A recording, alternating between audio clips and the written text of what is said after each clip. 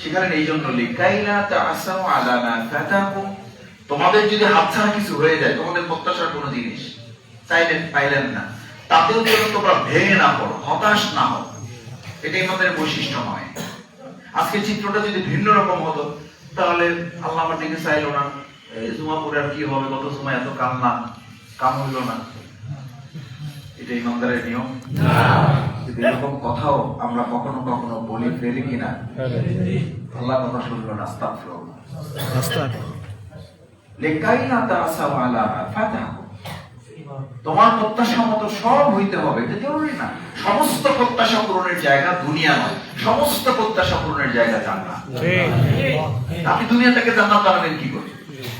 কয় ভাই এটা হলো না, ওইটা হলো না, এটা পাইলাম না, ওইটা দিলেন না, তাহলে কি করলেন, কি হইলো? বড় আশা ছিল, হ্যাঁ ছিল, সব আশা করে পূরণ এখানে হবে না বলেই তো জান্নাত। এখানে যদি সব পেয়ে যান তাহলে জান্নাত কি?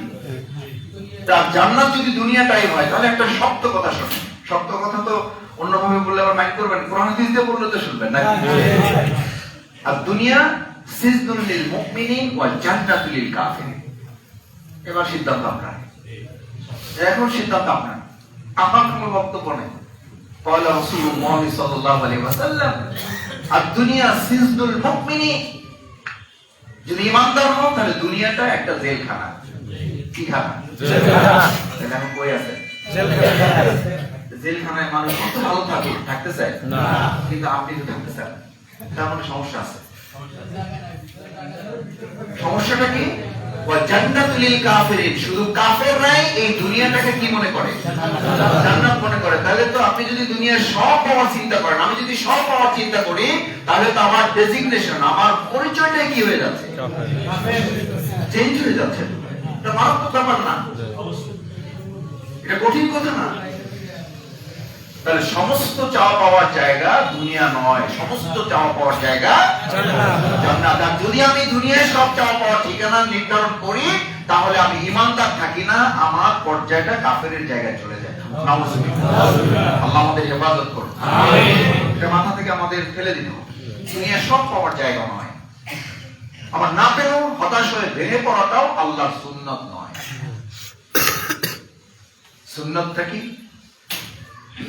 লিকাইলা তাআসাউ আলা মা ফাতাকুম ওয়া লা তাফরাহু বিমা আতাকুম। আবার তুমি পেয়ে গেছো ভাতখানা এরকম, উড়ে বাপরে বাপ, কি যে একটা অবস্থা, ডাইনে বামে সামনে পিছনে লোকজন, মানে একটা হোস্টেল। এই যে মসজিদে আমাকে আল্লাহর রাস্তায় মাফ করে দেয়, কিছু মনে করেন না আপনারা, শফিকুল ইসলাম মাসুদ ঢুকবে, একজন সাধারণ মুসল্লি ঢুকবে। There is no difference between a state, দুজনের মধ্যে কোনো পার্থক্য থাকবে না, সেটার নাম হচ্ছে ইসলাম। হ্যাঁ, আলাদা করে কোনো মহাব্বত থাকতে পারে, সেই মহব্বতের মধ্যে যেন দুনিয়ার কোন ইন্টেনশন, কোন বাড়াবাড়ি কোন না থাকে, সেটার ব্যাপারে রাসূল সাল্লাল্লাহু আলাইহি ওয়াসাল্লাম এমনও বলেছেন, পিছনে তুমি জুমায় এসেছো, তুমি পিছনেই বসো। একজনের কাঁধ নিয়ে তুমি যদি যাও, এটা আদবে শুধু খেলাফ না, এটা রাসূল সাল্লাল্লাহু আলাইহি ওয়াসাল্লাম নিষেধ করেছেন। এটা মসজিদ। এই আদব আপনাকে আমাকে কেন শেখানো হচ্ছে? ওয়ালা তাফরাহু বিমা আতাকুম, তুমি কোনো কিছু পেয়ে গেছো, কোনো কিছু তোমাকে দেওয়া হয়েছে, এই দেওয়া পাওয়া নেওয়া এটার মালিক তো তুমি না, এটা মেহেরবানি করে, দয়া করে, অনুগ্রহ করে, মায়া করে তোমাকে কে দিয়েছেন? আল্লাহ। আল্লাহ দিয়েছেন। আমি পিছনে বসলে কি অসুবিধা? সামনে এবং পিছনের উপরে ভিত্তি করে তো জান্নাত জাহান্নাম নির্ধারণ হবে না। জান্নাত জাহান্নাম নির্ধারিত হবে আমি যেখানে বসেছি, যে কথাগুলো বলছি, যে কথাগুলো শুনছি, তার উদ্দেশ্য যদি হয় আল্লাহ সন্তুষ্টি, আর উদ্দেশ্য যদি হয় এগুলো আমি মানতে চাই, বুঝতে চাই, আমল করতে চাই, তাহলে সামনে বসে থেকেও যদি আমল করা না যায়, তাহলে কোনো লাভ হবে না। পিছনে বসে থেকেও যদি কোনোভাবে শুনে আপনি মানতে পারেন, তাহলে আপনি সামনে বলার চেয়ে বেশি সফল কাম।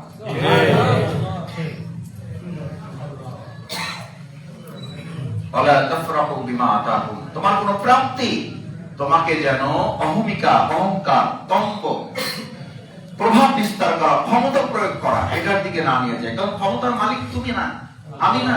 ইন্নাল কুওয়াতা লিল্লাহি জামিআ, সমস্ত ক্ষমতার মালিক কে? আল্লাহ। আপনি কি ক্ষমতা দেখাবেন? এখন আমি কথা বলতে বলতে আল্লাহ তাআলা অনুমোদন না হলে আমার জিহ্বা থেকে একটা কথা বের করার ক্ষমতা মাসুদের আছে না? এরকম পৃথিবীতে কোনো ঘটনা নাই? আছে। বলতে বলতে পড়ে গেছে। আছে। দেখেন নাই আপনারা? কত আমরা এইরকম মসজিদে খুতবা দিতে দিতে ইমাম সাহেব ভর্তির করে ঢলে পড়েছেন নাই? ক্ষমতা ইমাম সাহেবের না। মাসুদ সাহেবের না। কার? আল্লাহ। আল্লাহ। এখনই হুকুম হলে এই যে মানে আমাদের একজন কুষ্টিয়ার এক ভাইকে ইনশাআল্লাহ বলার পর আর কিছুই ইনশাআল্লাহ বলে তিনি শেষ, চলে গেছে, আর কিছুই বলতে পারেন নাই, কিছুই বলতে পারেন নাই। এইটা ওনার জন্য প্রযোজ্য, আমার জন্য না, আমার জন্য, আমাদের জন্য তো না, এটা তো সবার জন্য। তো আমি কি ক্ষমতা দেখাবেন বলেন? ক্ষমতা যেই সবচেয়ে বেশি দেখাইছিল, ওয়ালা তাফরাহু বিমা আতাকুম, কোনো কিছু পেয়ে যদি আমার মধ্যে অহমিকা তৈরি হয়, তাহলে আমার মাথায় যেন প্রথম ফেরাউন ঢোকে, যে ফেরাউনকে আল্লাহ ল্যাংড়া মশা দিয়ে মোকাবেলা করছে। এটা শুধু ফেরাউনের জন্য, আমার জন্য না। ফেরাউনের ওই চরিত্র যদি আমার মধ্যে হয়, তাহলে আমার জন্য ল্যাংড়া মশা আছে না নাই? আছে। এটার জন্য কি বড় পাওয়ারফুল কোন লোক লাগবে আমার ফেস করতে? এটা যদি শফিকুল ইসলাম মাসুদের জানা না থাকে, তো ওটা মূর্খ, ওটা জাহেল, ওটা দিয়ে কি হবে? এইটা যদি শফিকুল ইসলাম মাসুদের মাথায় না থাকে, ওর মতো মূর্খ পৃথিবীতে আর কেউ নাই। আবু জেহেল ছিল কেন?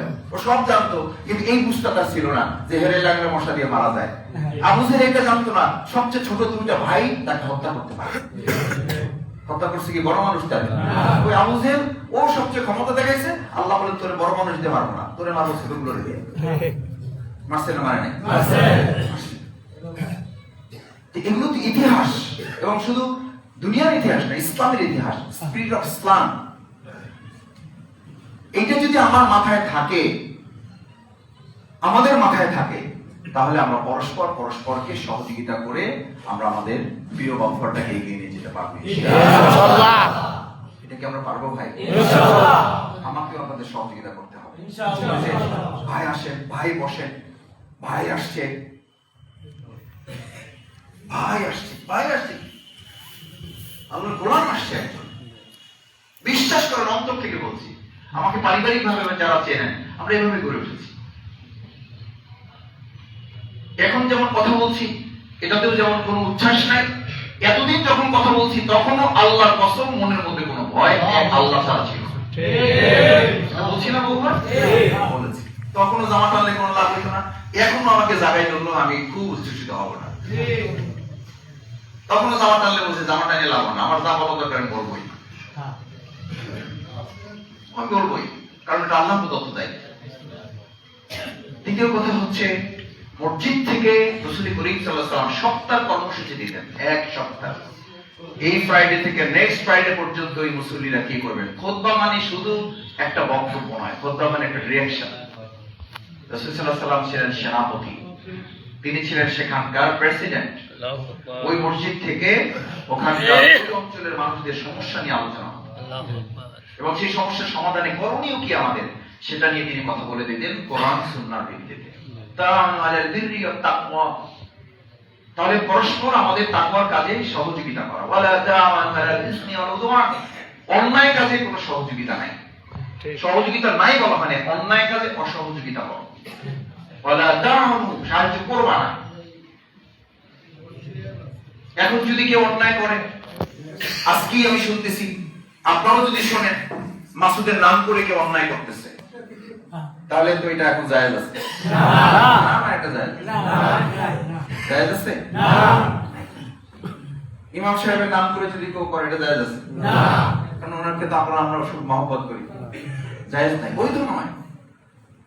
কুল ইন্নী লা আমলিকু লাকুম দাররা ওয়ালা রাশাদা, মুহাম্মাদুর রাসূলুল্লাহ সাল্লাল্লাহু আলাইহি ওয়াসাল্লাম কে পর্যন্ত করা নির্দেশ। ইন্নী লা আমলিক, কি ক্ষমতা দেখাও তুমি, তোমার কি ক্ষমতা আছে? আপনি বুঝতে পারেন মুহাম্মদুর রাসূলুল্লাহ সাল্লাল্লাহু আলাইহি ওয়াসাল্লাম, যাকে আল্লাহ তাআলা হাবিবুল্লাহ, তার প্রিয় বন্ধু উপাধি দিয়েছেন। এমন বন্ধু যার সাথে বন্ধুত্ব রক্ষার দায়িত্ব রাসূল সাল্লাল্লাহু আলাইহি ওয়াসাল্লামের না, যার সাথে বন্ধুত্ব রক্ষার দায়িত্ব স্বয়ং আল্লাহ। খলিলুল্লাহ আর হাবিবুল্লাহ পার্থক্য এটা। খলিলুল্লাহর দায়িত্ব ছিল ইব্রাহিম আলাইহিস সালাম বন্ধুত্ব রক্ষা করবেন, কার সাথে? আল্লাহর সাথে। হাবিবুল্লাহ হলো আল্লাহ তাআলা বন্ধুত্ব রক্ষা করবেন রাসূল সাল্লাল্লাহু আলাইহি ওয়াসাল্লাম। সুবহানাল্লাহ। এইজন্য কিয়ামতের দিন সবাই ইয়া নাফসি বলবে, আর মুহাম্মদুর রাসূলুল্লাহ সাল্লাল্লাহু আলাইহি ওয়াসাল্লাম শুধু বলবে ইয়া রাব্বি ইয়া নাফসি। এটা বলবে না, ইয়া রাব্বি ইয়া উম্মতি। সুবহানাল্লাহ। আল্লাহু আকবার। ইয়া রাব্বি ইয়া উম্মতি। আমার রব, আপনি তো আমার সাথে সম্পর্ক রক্ষার কথা বলেছেন, এবার আমার একটা আবদার আছে। আমার কোনো কথা নাই, শফিকুল ইসলাম মাসুদের কোনো চাওয়া পাওয়া থাকার কথা না। আমার চাওয়া পাওয়াটা হচ্ছে ইয়া আল্লাহ, হে আমার রব, হে আমার মুনিব, আমার উম্মাহ একটাকে রেখেও আমি জান্নাতে যেতে চাই না। সুবহানাল্লাহ। এমন নবীর নাম শুনলে দুরূদ যদি না পড়া হয় পৃথিবীর সেরা কৃপণ।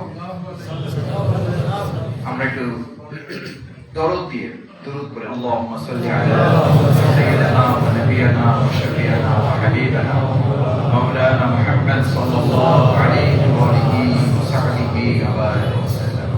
সম্মানিত মুসলিম কিরাম, সেজন্য দ্বিতীয় কথা হচ্ছে যে আমরা সম্মিলিতভাবে পরস্পরকে ভালো কাজে সাহায্য করব।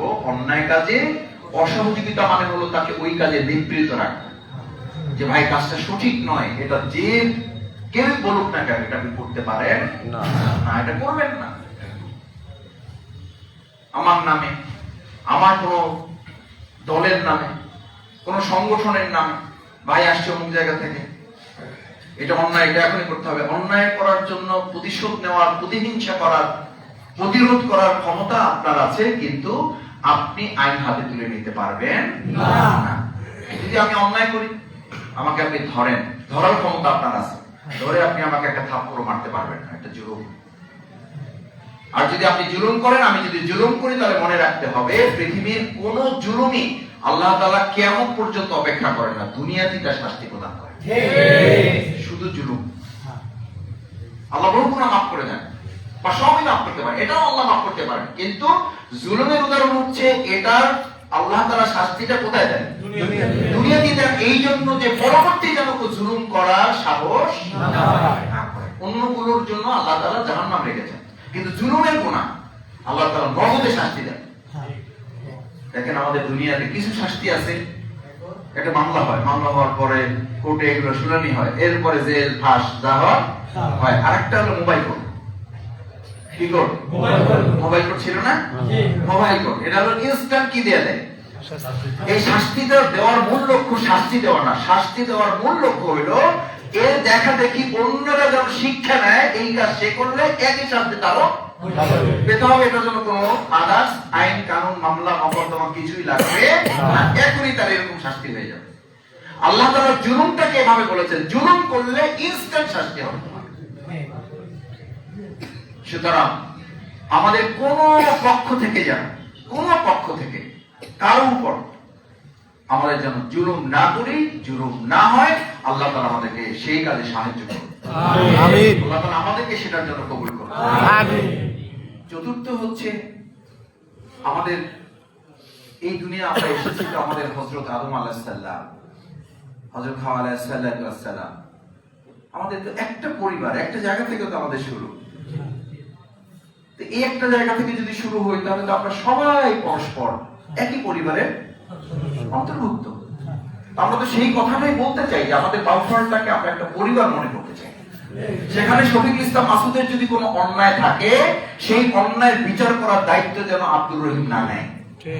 আব্দুর রহিম যদি নেয়, তাহলে আব্দুল জব্বারও তো নেবে, আব্দুল করিমও তো নেবে, আব্দুল সত্তারও তো নেবে, তাহলে পরিবেশ ঠিক থাকবে না। হ্যাঁ, মাসুদের ভুল হয়েছে, অন্যায় করেছে, সেটার জন্য আমাদের সমাজে প্রচলিত আইন আছে, আইন তার ব্যবস্থা গ্রহণ করবে। আমাদের অনুরোধ থাকবে, আহ্বান থাকবে, কোন ত্রুটি বিচ্যুতি ধরা পড়লে সেটা যে আমিও হই, তাহলে আমাদের দায়িত্ব হবে তার ব্যাপারে আইন প্রয়োগকারী সংস্থার কাছে তাকে তুলে দেওয়া, তাদের সহযোগিতা নেওয়া। আমি যেন আমার মতো করে কাউকে শাস্তির আওতায় না নিয়ে আসি। তাহলে আপনাকে আমাকেও মনে রাখতে হবে, আমাকেও এরকম শাস্তির আওতায় চাইলে নিয়ে আসতে পারে, কারণ আমার চেয়ে তো ক্ষমতাবান আছে। ভাই, দুনিয়াতে আল্লাহ তাআলা দেখেন, মানে ছোট মাছ থেকে শুরু করেন, বলন্দ মাছ এটা খায় বল মাছ। এই বল মাছ খাওয়ার জন্য আরো বড় মাছ আছে, তিমি মাছ। এটা বড় মাছ খায় বা আরো বড় মাছ খায়। এই তিমি মাছ খাওয়ার জন্য আবার কি আছে? হাঙ্গর পিছনে লাগানো আছে। এই হাঙ্গরকে মোকাবেলা করার জন্য এমন একটা প্রাণী আছে যে প্রাণীটা যদি হাঙ্গরকে টাচ করে, শুধু টাচ করতে পারে, তাহলে ওর সাথে সাথে মারা যায়। আল্লাহ তাআলা দুনিয়াতে এমন ভাবে ব্যালেন্স করে রাখছেন যে চাইলেই কেউ এককভাবে ক্ষমতাবান হইতে পারবে না। এত পরিষ্কার বর্ণনা আছে, পারবেন না। সুতরাং আমাকে মনে রাখতে হবে, আমি যদি ক্ষমতা দেখাই, আল্লাহ তাআলা আমার ক্ষমতাকে নিষ্ক্রিয় করার জন্য আমার উপরেও ক্ষমতাবান আছে। সুতরাং আমার ক্ষমতা দেখানোর ক্ষেত্রে হিসাব করতে হবে যে এটা দেখানোটা আমার যথার্থ না। আল্লাহ তাআলা আমাদের মাফ করুন এই জায়গায়। পঞ্চম, আমি আপনাদের যে কথাটা বলতে চাই, সালাতুল জুমায় আমরা যারা হাজির হই, আমাদের ভাবতে হবে এটা যে এই সমাজ, এই রাষ্ট্রটাই আমাদের শেষ কথা নয়। এটা হচ্ছে একটা পরীক্ষা কেন্দ্র। আমরা একটা পরীক্ষার মধ্যে আছি। এই পরীক্ষার ফলটা নির্ধারণ করেছেন কে? আল্লাহ। আল্লাযী খালাকাল মাউতা ওয়াল হায়াতা লিয়াবলুয়াকুম আইয়ুকুম আহসানু আমালা। আমি তোমাদেরকে মৃত্যু এবং জীবন সৃষ্টি করেছি যাতে তোমরা ভালো কাজ করতে পারো, কত ভালো সেটা পরীক্ষা করার জন্য। তাহলে আমরা তো সাধারণ অবস্থায় নাই, আমরা তো পরীক্ষার হলে আছি। This is not general room. This is absolutely exam hall. আমি একটা পরীক্ষার হলে একজন ছাত্র বা ছাত্রী সবচেয়ে বেশি নজর দেয় কিসের দিকে? কোশ্চেন, সময়ের দিকে। শুরু করে ঘড়ি দেখে, যতবার কোশ্চেনের দিকে থাকে তার চেয়ে বেশি তাকায় সময়ের দিকে। এবং দেখেন মজার ব্যাপার হচ্ছে, সব লেখার পরও ছাত্ররা যখন বের হয়, বাবা মা জিজ্ঞেস করে, বাবা কেমন হয়েছে পরীক্ষা? শিক্ষকরা জিজ্ঞেস করে কেমন হয়েছে পরীক্ষা? সবই ঠিক ছিল, ইস আরেকটু যদি কি পাইতাম। বলে না মানুষ যখন এই পৃথিবী ছেড়ে চলে যায়, ফেরেশতারা তার সামনে আসার সাথে সাথে একটা কথা প্রথমেই বলে, ইয়া লাইতানি কদ্দামতু লি হায়াতি। আফসোস আমি যদি আরেকটু কি পাইতাম, আরেকটু সময় যদি পাইতাম, তাহলে আমি ফজর নামাজটা কাজা করতাম না, জোহরটা কাজা করতাম না, আমি অন্যায়টা করতাম না। আমি অন্যায়টা সারা সিদ্ধান্ত নিয়েছিলাম, কিন্তু কি পাই নাই। এই সিদ্ধান্ত নিয়েছিলাম, চিন্তা করতে করতে বহু কফিন মাটির নিচে কি আছে চলে গেছে। কবরের কাছে আলী রাদিয়াল্লাহু তাআলা জানতে চাইতেন, হে কবরবাসী, তুমি এমন অনেক সিদ্ধান্ত জীবনে নিয়েছিলে, বাস্তবায়ন না করে চলে গেছো। আমি আলীর চেষ্টা করতেছি সিদ্ধান্ত যেন আমি বাস্তবায়ন করে তারপরে কবরে যেতে পারি। কবরের কাছে গিয়ে সবচেয়ে বড় উপলব্ধি হবে, এই কবরবাসীর মধ্যে এমন অনেকে আছেন সিদ্ধান্ত নিয়েছিলেন, বাস্তবায়ন করতে পারেন। আমাদের দায়িত্ব হচ্ছে যা আলোচনা, যা কোরআন, যা বুঝি সেটা ভালোভাবে যেন আমাদের জীবনে আমরা আমল করতে পারি। আল্লাহ তৌফিক দান করুন। আমিন। পরীক্ষার হলে যখন শিক্ষক থাকে, ছাত্রদের জিজ্ঞেস করে কেমন হয়েছে, স্যার ভালোই হয়েছে, কিন্তু দুই চারটা কোশ্চেন একটু কি হয়েছে, ঝামেলা হয়েছে। তখন শিক্ষক কি সান্ত্বনা দেন আপনারা? বাবা যা পারো দেখো, পাশ ফেলের দায়িত্ব তো আমার, খাতায় কিছু লিখতে হবে, কিছু যদি না লিখতে পারো তাহলে কিন্তু আমি কোনো দায়িত্ব নিতে পারবো না। চালাই যাও, লিখতে থাকো, যা মনে আসে লেখো, খাতা ভরে দাও, তারপর দেখা যাক কি হয়। বলে না বলে। বান্দার দায়িত্ব হচ্ছে আমল করার চেষ্টা করতে থাকা, যত আমল করতে পারেন আমলের মধ্যে থাকা। ওই আমলের মধ্যে কিছু ত্রুটি বিচ্যুতি থাকলেও খাতা দেখে শিক্ষক বলে যে তাছাড়া চেষ্টা করতে দেয়, পাস করে। বলে না আল্লাহ তাআলা ঠিক কিয়ামতের দিন বিচার আচার দেখে ওখানে বলবেন, চেষ্টা করেছে আমার বান্দা, ভুল ভ্রান্তি কিছু আছে, দিলাম ওরে মাফ করে জানা। এখন আমলের পরিবর্তে দুনিয়া হয়ে পড়ে রয়েছে, এটা ওইটা এই সেই, মানে হুঁশ নাই। অথচ আল্লাহ তাআলা বলেন, মাল হায়াতুদ দুনিয়া ইল্লা মাতাউল গুরুর। কি পিছনে ছুটতেছো তুমি? আমি মাঝে মধ্যে ভাবি আর কি, যে কত বড় বোকা হইলে আমরা। আপনি বলেন পৃথিবীতে এমন কেউ আছে যে জানে আমি প্রতারক, কনফার্ম হয়েছে, আমার সাথে আপনি বন্ধুত্ব করবেন না? তাহলে আল্লাহ তাআলা যদি দুনিয়াটাকে প্রতারক বলেন, এই যে সত্য কথা আর কিছু আছে পৃথিবীতে? তাহলে দুনিয়াটাকে প্রতারক বলছেন কে? আল্লাহ। আমাল হায়াতুদ দুনিয়া ইল্লা মাতাউল গুরুর। এই দুনিয়াটা প্রতারণা ছাড়া আর কিচ্ছু না। এটা কার কথা? আল্লাহ। সেই প্রতারকের সাথে আপনার সম্পর্কের জায়গাটা কত মজবুত ভাবতে পারে না, কত প্রেশার, কত পাগল পাড়া। আর এই প্রতারকের জন্য আপনি কি করতেছেন? অথচ আমার দায়িত্ব ছিল ইয়া লাইতানি কদ্দামতু লিহায়াতি। আসল জীবন যেটা, আসল জীবন আল্লাহ তাআলা এটাকে বলেন নাই। আল্লাহ তাআলা আসল জীবন বলছেন মৃত্যুর পরের সময়টাকে। এই মৃত্যুর পরের সময়টাকে যদি কেউ গুরুত্ব দেয় তাহলে দুনিয়ার জীবনের জন্য সে পাগল হইতে পারে না। ছোট্ট দুইটা লাইন মাথায় রাখেন, যার মাথায় জান্নাত ঢোকে তার মাথায় দুনিয়ার কোনো সম্পদ ঢুকতে পারে না।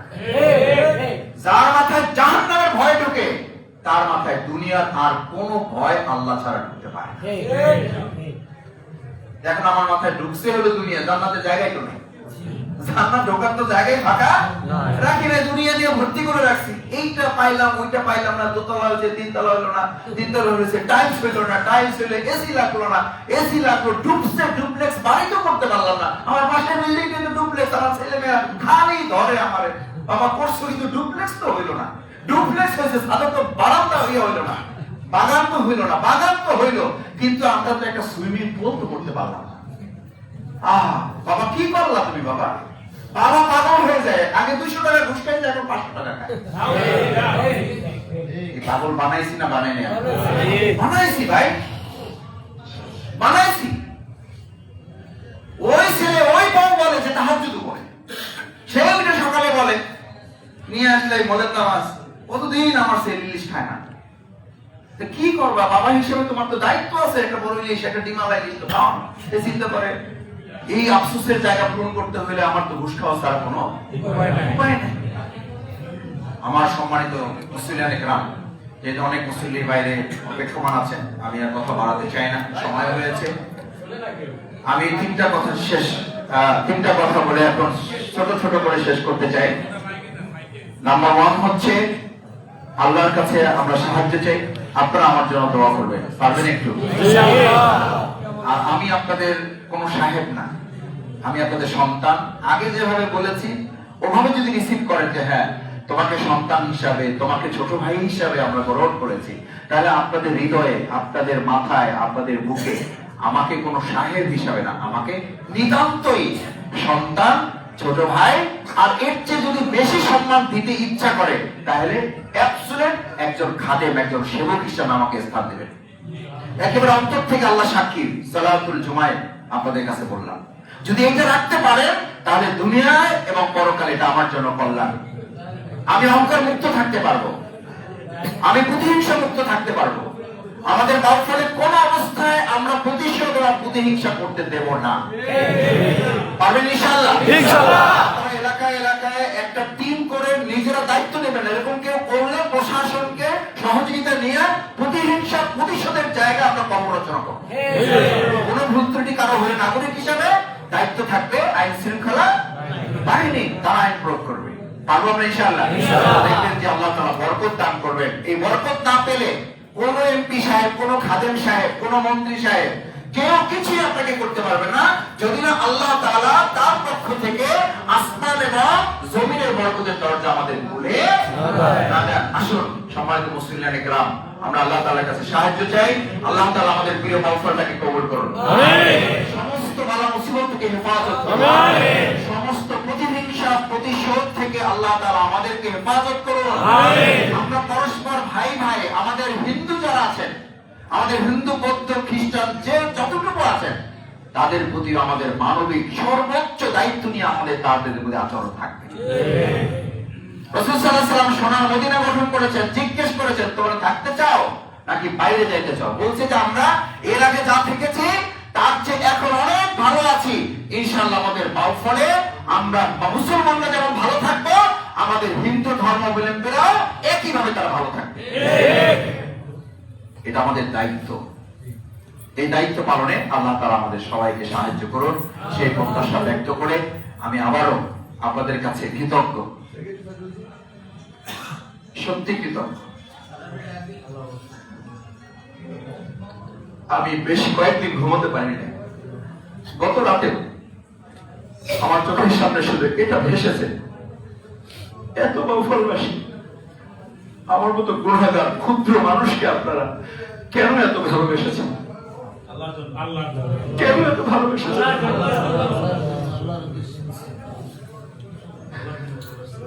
আপনাদের পাহাড় সমান প্রত্যাশা আমার মধ্যে আছে, আমি জানি। আমার খুব ভয় হয়, খুবই ভয় হয়। এই প্রত্যাশা পূরণে আমি কতখানি কাজ করতে পারবো, আল্লাহ যেন আমাকে সাহায্য করে।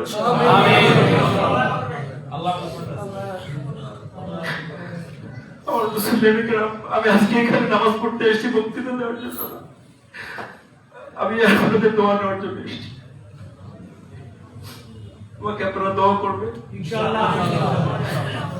আমাদের বাবুটা নিয়ে কেউ যেন ষড়যন্ত্র করতে না পারে, কেউ যেন ষড়যন্ত্র না করতে পারে।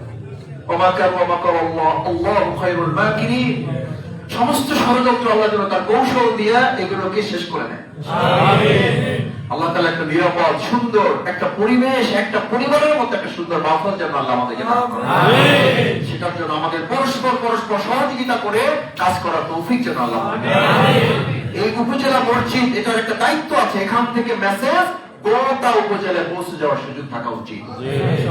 এটা শুধু উপজেলা মসজিদ নয়, এটা হচ্ছে আমাদের সেন্টার। এই সেন্টার থেকে গোটা মানে এলাকায় সব জায়গায় ছড়িয়ে পড়বে যে আজকে এই মেসেজ আমাদের দেওয়া হয়েছে। পারবো ইনশাআল্লাহ? সম্মানিত মুসলিম ইকরাম, আপনাদের সময় নিয়েছি। এরপরও কোনো কথায় কেউ কষ্ট পেয়ে থাকলে আল্লাহর রাস্তে আপনারা ক্ষমা সুন্দর দৃষ্টিতে দেখবেন। আমাকে আপনারা এর আগেও যেমন শাসন করেছেন, এখন আপনারা আমাকে শাসন করবেন। কোন ত্রুটি বিচ্যুতি দেখলে অবলীলায় আমাকে সংশোধনের সুযোগ দিবেন, যেন আমি দুনিয়াতেই সংশোধন হয়ে কালকে আমাদের ফাদখুলি ফি ইবাদি ওয়াদখুলি জান্নাতি, আমরা পরস্পর যেন আল্লাহর গোলামগিরি করে আল্লাহর জান্নাতের জন্য উপযুক্ত হতে পারে। আল্লাহ তৌফিক দান করুন। সুবহানাকাল্লাহুম্মা ওয়া বিহামদিকা আশহাদু আল্লা ইলাহা ইল্লা আনতা আস্তাগফিরুকা ওয়া আতুবু ইলাইক। আসসালামু আলাইকুম।